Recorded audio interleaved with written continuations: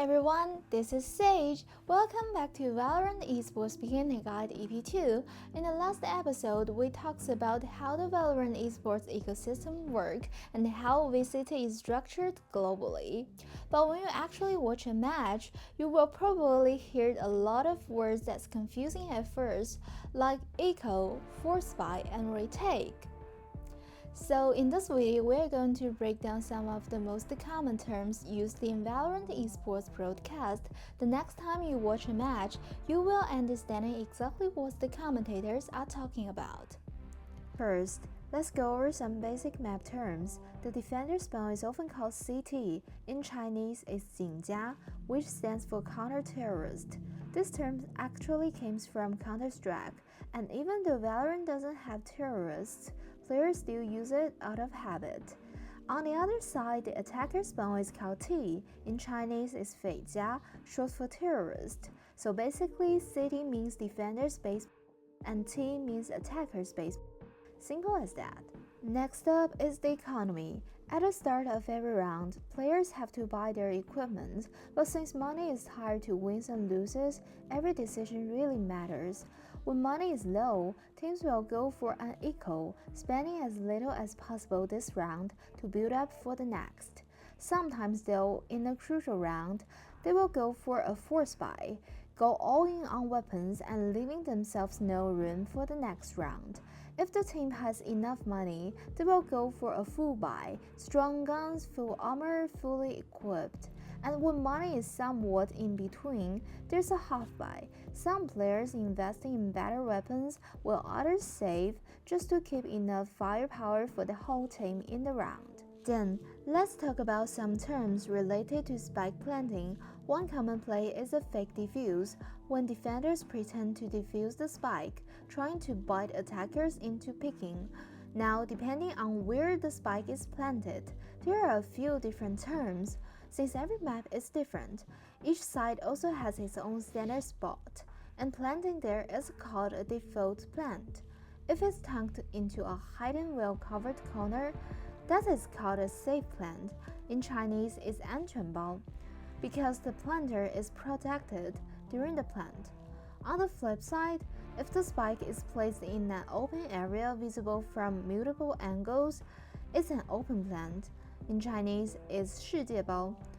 It is riskier to plant, but much easier to control afterward. Now, let's get into some common strategies. A standard play is called a default, where the team spreads out and plays for the information. But if you sneak around to catch enemies off guard, that's lurking. In Chinese, it's 绕后. When a team commits to a site, they call an execute. Sometimes players group up on one side. It's a stuck, or in Chinese, 重防 or 抱团.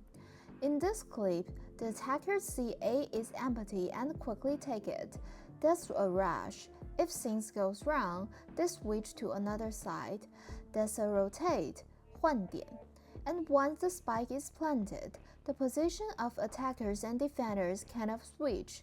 Attackers defend while defenders try to retake the site. We are moving on to the final section, practical skills in game. The most basic skill is holding an angle, aiming at a spot where enemies may appear, ready to shoot the moment they show up. If you want to play more actively, you can step out slightly to check an angle. That's called a peek.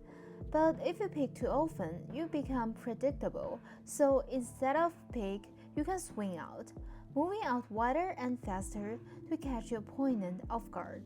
In FPS games, this happens all the time. When you get taken down, your teammates already knows the enemy's position and how much health they have left, and can immediately get the kill back. That's called trading or 补枪 in Chinese. Now here are two situations related to trading. When two players hold angles from different sides to cover each other, that's a crossfire, or 交叉枪线 in Chinese. And when two teammates peek at the same time from the same angle, that's a double peek, which making trading much easier since one player can deal with both at once. In VALORANT, some walls can be penetrated, so shooting through them is called wall bending or 穿墙射击.